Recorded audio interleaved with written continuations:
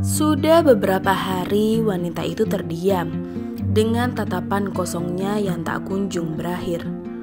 Malam itu memang merupakan malam yang cukup mengesankan bagi Aileen, di mana ia bisa merasakan semua perasaannya campur aduk menjadi satu. Sedih dan juga bahagia ia rasakan bersama. Meskipun sebenarnya rasa sedih itu lebih mendominasi dirinya saat itu.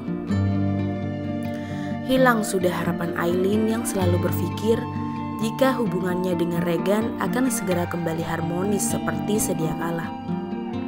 Karena memang hanya malam itu Regan menatapnya, memeluknya, bersikap lembut kepadanya, dan mengecupnya dengan penuh kasih sayang. Keesokan paginya saat Aileen bangun, ia sudah kembali sendirian. Sudah tidak ada lagi Regan yang malam itu memeluknya. Aileen pikir malam itu ia akan tidur nyenyak seperti dulu saat di dalam pelukan Regan. Tapi kenyataannya, hatinya yang menjerit sakit dan takut membuat tidurnya tidak tenang. Meskipun sudah berada di dalam pelukan orang tercintanya. Beberapa kali Aileen kerap terbangun dan memilih menatap lekat wajah damai Regan yang sedang tertidur. Ia mengelusnya dengan penuh cinta. Seakan mengabaikan hatinya yang tengah menangis karena keputusan yang diambil oleh Regan. Aileen tahu itu semua berawal dari kesalahannya. Hanya saja Aileen tidak menyangka jika akibatnya akan separah ini pada hubungannya. Lelah rasanya menangisi keadaannya saat ini. Aileen benar-benar putus asa atas usahanya untuk memperbaiki semuanya. Regan seakan sudah sangat tidak menginginkan Aileen lagi. Sekeras apapun Aileen mencoba, sepertinya Regan akan tetap pada keputusannya. Apa ini hukuman untukku? Kenapa harus seberat ini? Aku bahkan tidak sanggup menanggungnya. Bagaimana aku akan melanjutkan hidupku tanpa Regan setelah aku telah terbiasa hidup bersamanya? Apa harus dengan cara berpisah? Lalu bagaimana dengan anak-anak ini? Meskipun aku tak pernah melihatnya, namun aku sudah sangat mencintai keduanya. Dan apa aku akan sanggup berpisah juga dengan mereka? Hidup mereka mungkin akan lebih terjamin jika bersama Regan. Tapi, sungguh, aku tidak ingin terpisahkan dengan anak-anakku sendiri. Ini jauh lebih menyakitkan. Harus bagaimana lagi aku mempertahankan hubunganku dengan Regan?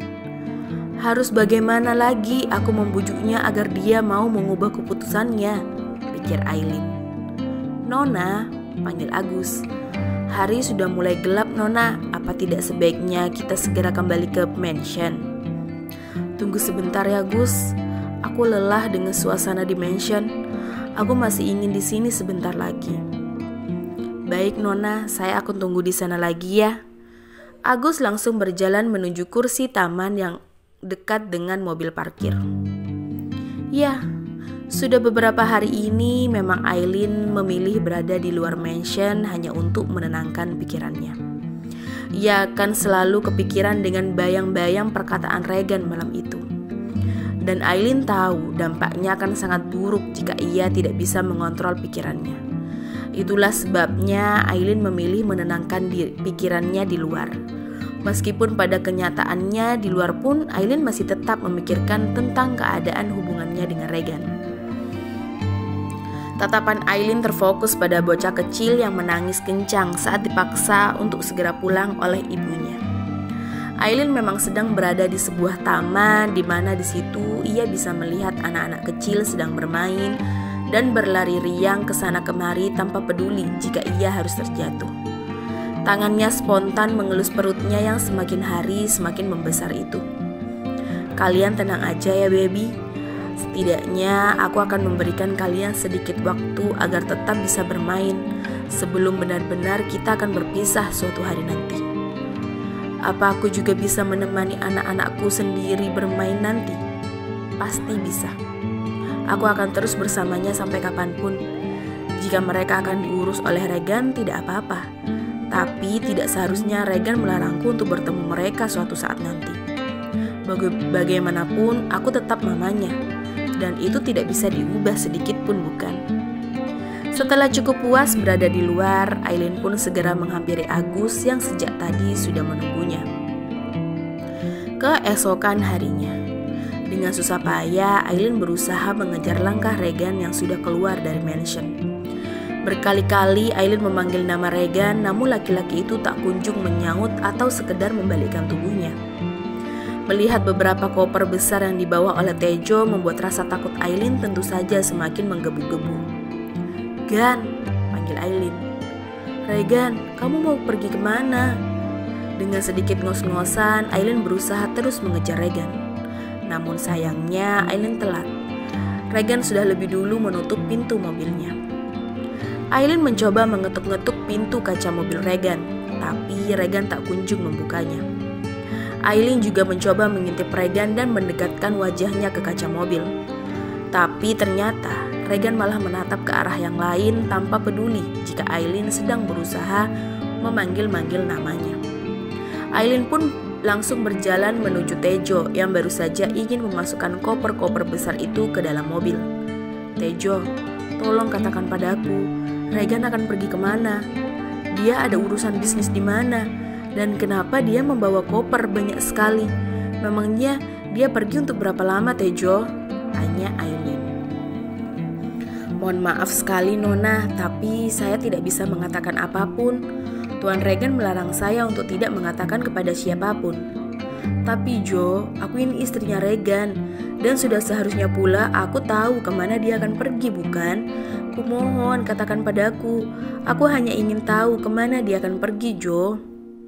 "Maaf, tidak bisa Nona, saya benar-benar tidak bisa mengatakannya. Saya akan langsung kehilangan pekerjaan saya jika saya mengatakannya kepada orang lain, termasuk Nona. Saya minta maaf sekali lagi ya Nona," ujar Tejo. Aileen perlahan memundurkan langkahnya menjauh dari mobil. Ia hanya bisa menatap sendu mobil itu dan berharap Regan akan segera keluar untuk menjelaskan kepadanya kemana ia akan pergi. Tapi sepertinya itu tidak mungkin terjadi, karena klakson mobil baru saja ditekan oleh Regan, hingga membuat Tejo cepat-cepat segera masuk ke dalam mobil, setelah selesai memasukkan koper-koper milik Regan. Aileen langsung mengusap cepat air matanya yang baru jatuh itu. Dengan susah payah, ia tersenyum tipis menatap kepergian mobil yang dibawa oleh Tejo. Aileen langsung kembali berjalan masuk ke dalam mansion menuju kamarnya. Jam menunjukkan pukul 12 siang. "Nona, sudah waktunya untuk makan siang." Aileen terdiam. "Nona, sudah waktunya Anda makan." "Bi," panggil Aileen. "Iya Nona, apa aku pantas mendapatkan ini semua?" "Hah? Maksud Nona?" "Aku tidak sanggup menahannya sendiri, Bi. Aku harus bercerita dengan siapa? Aku tidak memiliki seseorang yang dapat mengerti diriku, Bi." Bik Mina yang paham dengan kondisi Aileen pun ikut merasa kasihan. Pasalnya, Bik Mina juga menyadari perubahan sikap Regan kepada Aileen beberapa bulan belakangan ini. Namun tetap saja, ia tidak punya wewenang untuk bertanya atau sekedar mencari tahu apa yang sedang terjadi.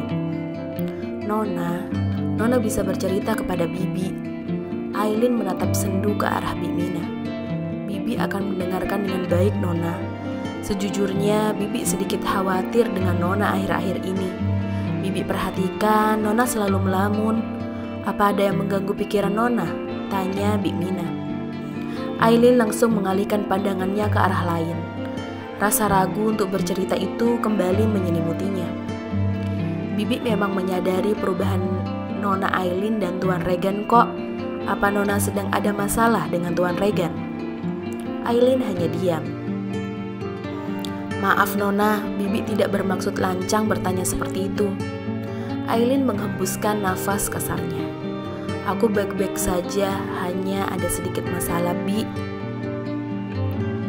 "Jika Nona tidak ingin bercerita, tidak apa-apa." "Apa Bibi tahu Regan akan pergi kemana?" "Tidak tahu Nona, Tuan tidak memberitahu Bibi." "Ya sudah, tinggalkan aku sendiri sebentar, Bi. Aku akan keluar untuk makan siang nanti." "Tapi Nona, Kalau sudah tidak mampu menahannya sendiri, lebih baik diceritakan saja. Karena tidak selamanya memendam sebuah masalah sendiri itu baik, Nona. Aileen mengangguk pelan. Baiklah Nona, kalau gitu Bibi permisi dulu ya. Bik Mina pun langsung keluar dari kamar Aileen. Untuk kesekian kalinya Aileen menghela nafas beratnya. Tidak berapa lama Aileen pun merasa lapar dan ia langsung berjalan keluar kamar untuk segera makan siang. Sore harinya. Permisi Nona, maaf saya mengganggu. Ada apa? Tanya Aileen. Di depan ada laki-laki yang biasa datang Nona. Saya dan Satpam sudah berusaha mengusir seperti yang Nona perintahkan. Hanya saja dia tetap mengotot untuk menemui Nona. Dia juga mengancam kami dengan membawa-bawa keselamatan Tuan Regan Nona. Astaga, baiklah, aku akan menemuinya. Tapi kamu harus menemaniku Gus. Baik Nona.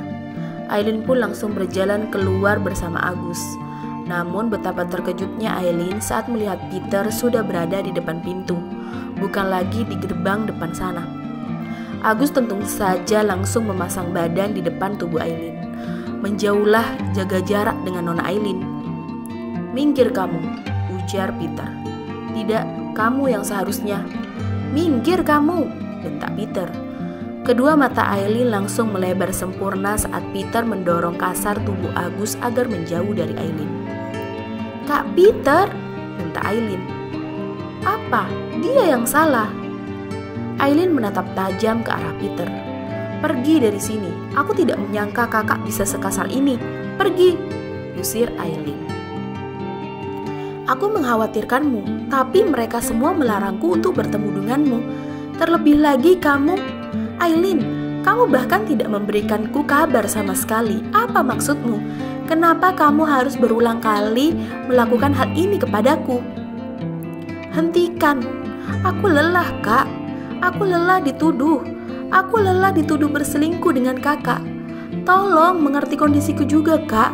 Kita bisa bertemu, tapi tidak dengan setiap saat. Karena kakak, Regan jadi salah paham. Dan karena kakak juga, Regan jadi mengabaikanku. Kenapa semua karenaku? Sudah kubilang kan, Regan saja yang berlebihan. Jika dia cinta padamu, dia tentu akan percaya padamu, hingga tidak mungkin menuduhmu dengan yang aneh-aneh. Kak, cukup. Cukup apa, hah? Jangan temui aku beberapa bulan ke depan, dan aku mohon pergi dari sini sekarang juga. Aku benar-benar bosan melihat kakak, ujar Aileen. Apa yang baru saja kamu katakan, hah? Maaf kak, tapi ini keinginan aku sendiri. Tolong jangan menemuiku dulu. Silakan pergi dari mansion ini. Peter langsung menahan pintu yang akan ditutup oleh Aileen itu. Tapi untung saja, Agus langsung memberikan beberapa pukulan kepada Peter agar tidak bisa menahan pintu yang akan ditutup oleh Aileen. Dengan cepat, Aileen langsung mengunci pintu tersebut saat Agus berhasil menahan Peter. Jangan lakukan ini padaku, Aileen. Kamu tahu kan, aku mencintaimu. Aku hanya ingin menjagamu. Jika aku tidak bisa memilikimu, setidaknya biarkan seperti ini, Aileen, teriak Peter. Dengan bantuan beberapa satpam penjaga, Agus dengan mudahnya menyeret Peter agar segera keluar dan pergi dari mansion. Maafkan aku, Kak Peter, tapi semakin aku melihat Kak Peter, rasa bersalahku pada Regan semakin besar. Seandainya aku melakukan hal ini lebih cepat, mungkin Regan masih bisa memaafkan aku. Bukan, sudahlah, Aileen. Memikirkan Regan saat ini malah semakin membuatmu sedih. Hentikan untuk beberapa saat. Namun tidak bisa.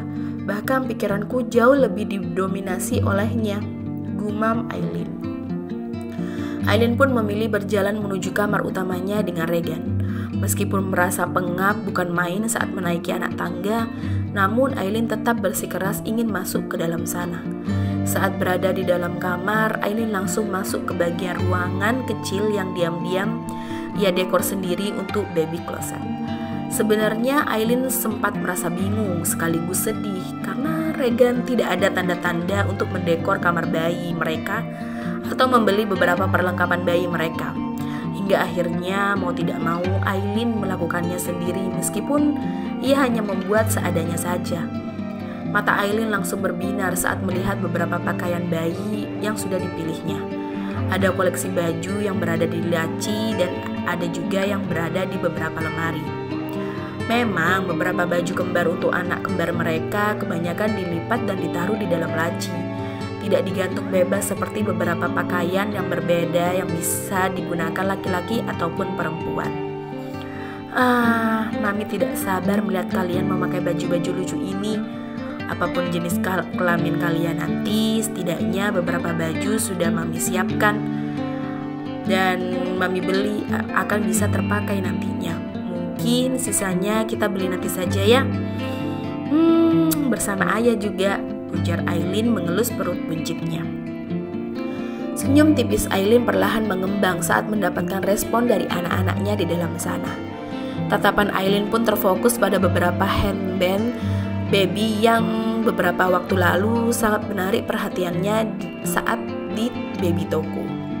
Bolehkah Mami berharap jika kalian perempuan, Mami bahkan sudah membayangkan betapa gemasnya kalian saat memakai pita-pita ini. Mami benar-benar tidak sabar, baby. Pokoknya walau bagaimanapun nanti Daddy kalian mengambil keputusan, Mami akan tetap berusaha mempertahankan kalian agar tetap bersama Mami. Jangan pernah tinggalkan Mami ya, tolong. Di sisi lain, laki-laki itu sibuk menatap tajam beberapa desainer interior yang sedang menyulap sebuah ruangan besar itu. Tak jarang ia membentak para desainer interior itu jika tatanannya tidak sesuai dengan apa yang ia inginkan.